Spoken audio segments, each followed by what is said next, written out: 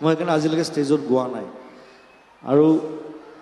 এইবাৰ গাব লাগিব কাৰণ গানটোৰ পৰা মই চিনেমালৈ গুচি গ'লোঁ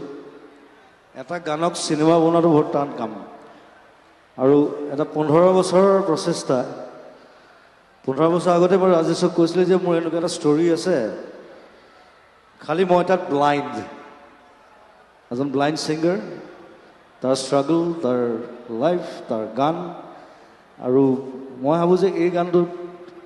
খুব মিলে সেই গোটেই কেৰেক্টাৰটোৰ লগত সেইকাৰণে গানটো ইউজ কৰিছোঁ আৰু নতুনকৈ বনাবলগীয়া হৈছে আকৌ গানটো প্ৰায় 20 বছৰ পিছত আকৌ গানটো বনাইছোঁ মই নতুনকৈ বহুত কষ্ট হ'ল গানটো বনাওঁতে প্ৰায় 2 বছৰ লাগিলে চিনেমাখন বেছি সোনকালে হৈছে চিনেমাখন 3 মাহত হৈছে কিন্তু গানটো বনাওঁতে মোৰ আকৌ বনাওঁতে ৰিমেক কৰোঁতে মোৰ 2 বছৰ লাগিলে so' anyway it be a nice film আৰু অসমৰ প্ৰথম কমপ্লিটলি মিউজিকেল চিনেমা কোনো কৰা নাই অসমত আজিলৈকে সেইটো মই কৰিছোঁ বিনালে